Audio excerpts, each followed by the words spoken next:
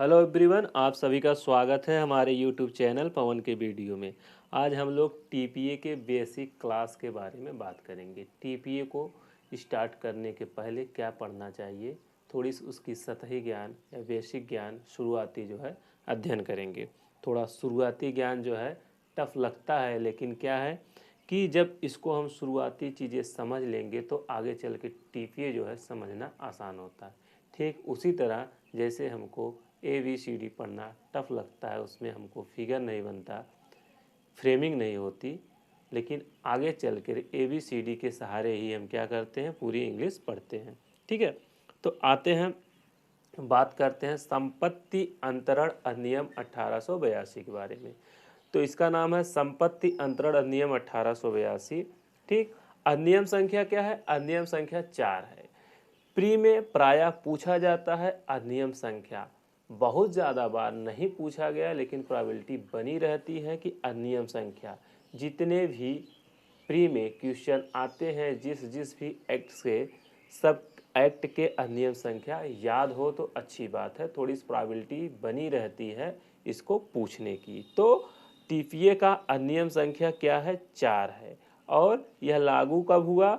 यह लागू जब हुआ या फिर बना कब? यह बना जो है 1882 में। 1882 में क्या थे? राष्ट्रपति नहीं थे।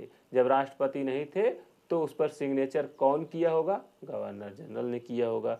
तो 17 फरवरी 1882 को क्या किए? गवर्नर जनरल ने इस पर हस्ताक्षर किया, यानी उस डेट को यह अधिनियमित हो गई। जिस डेट को राष्ट्रपति जो है किसी एक्ट पर अपना सिग्नेचर करता है, उस डेट को वह अधिनियमित मान लिया जाता है। तो यह क्या है? अधिनियमित जो है उस समय क्या था? राष्ट्रपति नहीं थे, उस समय गवर्नर जनरल थे। गवर्नर जनरल ने अपनी सिग्नेचर 17 फरवरी 1882 में की। ठीक है, तो ये भी थोड़ा सा इम्पॉर्टेंट होता है, ये भी थोड़ा इम्पॉर्टेंट होता है, अधिनियम संख्या भी थोड़ा इम्पॉर्टेंट होता है किसी भी एक्ट का जो प्री में पूछे जाते हैं। उद्देशिका काफ़ी इम्पॉर्टेंट होता है। उद्देशिका क्या है? उद्देशिका यह होता है कि इस एक्ट को बनाने का मेरा उद्देश्य क्या था। तो इस टीपीए के बनाने का उद्देश्य जो है यह था परिभाषित करना और संशोधित करना। ठीक है, परिभाषित क्या करना? कुछ शब्दों को परिभाषित करना, जैसे संपत्ति अंतरण क्या है, अस्थावर संपत्ति क्या है, भूबद्ध क्या है, इत्यादि चीज़ों को, इत्यादि बातों को परिभाषित करना था और संशोधित करना था। संशोधित क्या करना था? उस समय 1882 के पहले जो भी संपत्ति से संबंधित, संपत्ति ट्रांसफर से संबंधित जो भी कानून थे, नियम थे, उसमें कुछ संशोधन की जरूरत, आवश्यकता महसूस हुई होगी, तभी ना टीपीए बना। तो यानी टीपीए का उद्देश्य क्या था? परिभाषित और संशोधित करना। ठीक है, तो इसमें 3 बातें इंपॉर्टेंट है। अधिनियम संख्या कितना है? 4, प्री के दृष्टिकोण से इंपॉर्टेंट है। गवर्नर जनरल ने सिग्नेचर कब किया? 17 फरवरी 1882 किया।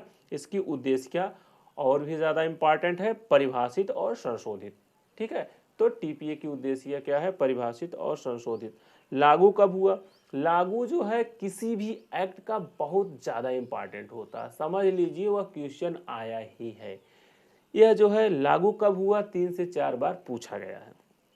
ठीक है, अदर स्टेट में, एक बार उत्तराखंड में भी पूछा गया है कि संपत्ति अंतरण अधिनियम कब लागू हुआ। तो यह लागू कब हुआ? 1 डे ऑफ जुलाई, यानी जुलाई को, प्रथम तारीख को, पहले दिन 1882 में लागू हुआ। ये बहुत इंपॉर्टेंट है प्री के दृष्टिकोण से। इसका विस्तार क्या है? इसका विस्तार देखिए संपूर्ण भारत पर है। ठीक है, इसका विस्तार संपूर्ण भारत पर है। एक बात याद रखिए हमेशा, जो रिसेंट जो है, जहाँ भी एग्ज़ाम देंगे वहाँ पूछने की प्रोबेबिलिटी बनी हुई है हमेशा कि जम्मू कश्मीर पुनर्गठन अधिनियम 2019 द्वारा क्या हो गया? दिनांक 31 अक्टूबर यानी 31/10/2019 को क्या हुआ? संपूर्ण भारत में लागू हो गया क्या? जम्मू कश्मीर पुनर्गठन अधिनियम। यानी जहाँ जहाँ कहीं लिखा था कि जम्मू कश्मीर राज्य को छोड़कर, वहाँ पर क्या हो गया? वहाँ जम्मू कश्मीर भी आ गया। ठीक है, ये डेट याद होना चाहिए, जम्मू कश्मीर पुनर्गठन अधिनियम 2019 कब लागू हुआ? 31 अक्टूबर 2019। यह जो है सिर्फ टीपीए में ही नहीं किसी अन्य में भी पूछ सकता है, जैसे पूछ सकता है कांटेक्ट हुआ उसमें पूछ सकता है, सीआरपीसी में पूछ सकता है, एविडेंस में पूछ सकता है। ये डेट बहुत इंपॉर्टेंट है आने के दृष्टिकोण से, ठीक है। तो ये रही बात, ये सब बातें सेक्शन 1 में कहा गया है कि लागू कब हुआ, विस्तार क्या है, और नाम तो आप जान ही रहे हैं, संपत्ति नियंत्रण अधिनियम। और आते हैं सेक्शन 2 पे। सेक्शन 2 पे आते हैं।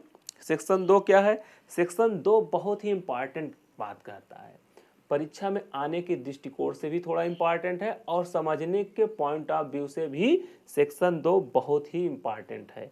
सेक्शन 2 कहता है कि दूसरे अध्याय की कोई भी बात मोहम्मदन विधि के किसी नियम पर प्रभाव डालने वाली नहीं समझी जाएगी।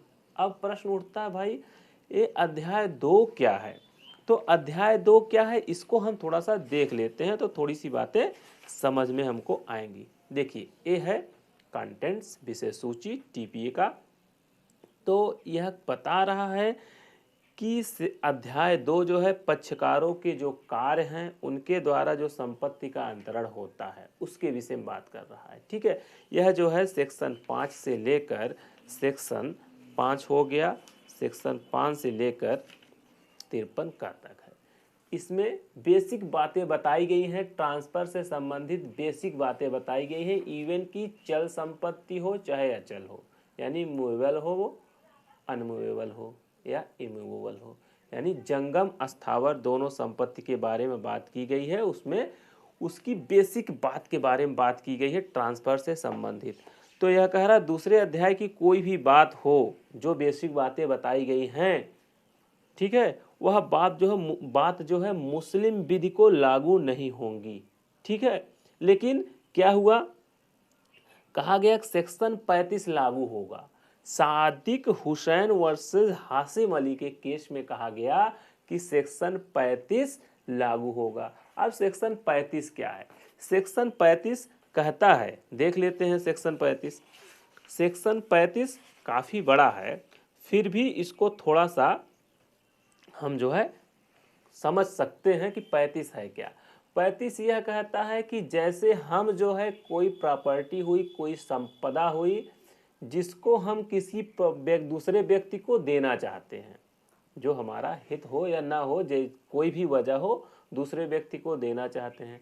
लेकिन उसमें एक बात यह है कि वह प्रॉपर्टी जो हम ट्रांसफ़र करना चाह रहे हैं वह हमारी है ही नहीं। मान लीजिए कोई जो है बिल्डिंग है उसको हम बेचना चाह रहे हैं, अपने जो है भतीजों को हम देना चाह रहे हैं, लेकिन वह जो है क्या है, हमारी है ही नहीं, तो उसको हम कैसे दे सकते हैं? तो 35 में बताता है इस बात को, आप दे सकते हो। दे सकते हो कैसे दे सकते हो कि आप क्या करिए, उस प्रॉपर्टी को बेच दीजिए। उस प्रॉपर्टी को आपकी भले नहीं है, उसको उस प्रॉपर्टी जिसको आप देना चाहते हैं उसको दीजिए। उसी समव्यवहार में जो उस प्रॉपर्टी का मालिक है उसको उसकी जो कीमत है वह दे दीजिए। यानी एक ही समव्यवहार में आप यह करिए कि जो संपदा है वह अपने भतीजे करिए और उसको 1 करोड़ रुपये मान लीजिए दे दिए आप। तो उस व्यक्ति की जिसकी प्रॉपर्टी या संपदा थी, उस व्यक्ति को क्या करना होगा? निर्वाचन करना होगा, चुनाव करना होगा। किस बात की?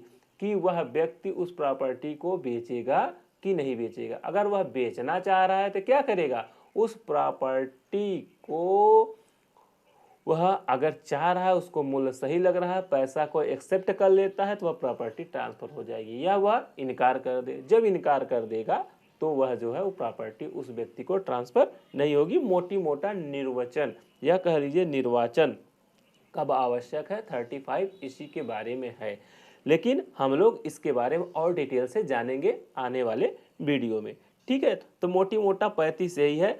तो यह बात लेकिन मुस्लिम विधि पे लागू नहीं होगी, सॉरी, यह जो है लागू होगी, यानी अध्याय 2 में होते हुए भी यह जो है सेक्शन 35 लागू होगा। यानी अगर किसी मुस्लिम व्यक्ति द्वारा या किसी मुस्लिम व्यक्ति की प्रॉपर्टी या संपदा ऐसे बेची जाती है जो अभी हम उदाहरण बताए, तो वह जो उस पर लागू होगी, ठीक है। तो मोटी मोटा बात जो है सेक्शन 35 यही कह रहा है, ठीक। अब आते हैं हम लोग प्री में यह क्वेश्चन पूछा भी गया है और अनेक संभावना भी रहती है कि संपत्ति की परिभाषा कहाँ दी गई है, ऐसा पूछ लेगा। तो देखेंगे तो इस अधिनियम में कहीं भी प्रॉपर्टी यानी संपत्ति की परिभाषा नहीं दी गई होगी, कहीं नहीं दी गई है। ठीक है, संपत्ति की परिभाषा कहीं नहीं दी गई है। संपत्ति क्या है, बहुत ब्रॉड सेंस है। संपत्ति जो आप देख रहे हो सिर्फ यही संपत्ति नहीं है, हम कुछ हद तक बताने का प्रयास कर रहे हैं, फिर भी कुछ चीज़ें रह जाएंगी क्योंकि हम प्री के पॉइंट ऑफ व्यू से बता रहे हैं। संपदा माने जो साख है, गुडविल है, जो कुछ आप बना के रखे हैं, नात रिश्तेदारी से जो कुछ रिलेशनशिप आप बना के रखे हैं, वो भी आपके दिमाग में कुछ उसकी न कुछ उसकी वैल्यू है, वह भी एक हिसाब से संपदा है। ठीक है, तो संपदा या संपत्ति की परिभाषा बहुत डिटेलिंग है।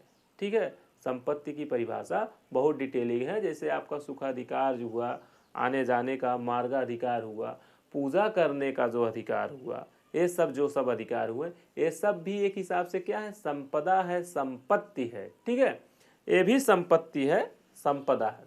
ठीक है, मोटी मोटा बातें यही हैं संपत्ति के बारे में। हालांकि हम लोग संपत्ति के बारे में और डिटेल से जानेंगे।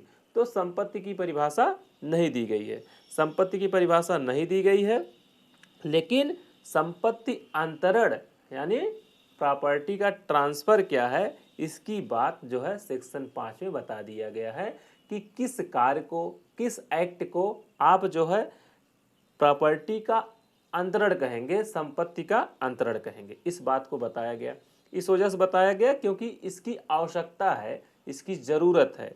जब हम आगे पढ़ेंगे इस बात को हम समझेंगे। इसके अलावा सेक्शन 3 में बताया गया अस्थावर संपत्ति के बारे में, अस्थावर संपत्ति के बारे में बताया गया। अस्थावर संपत्ति में बताने की वजह यह थी क्योंकि उसी अस्थावर संपत्ति के बेस पर संपत्ति अंतरण अधिनियम में विभिन्न सेक्शन आधारित हैं।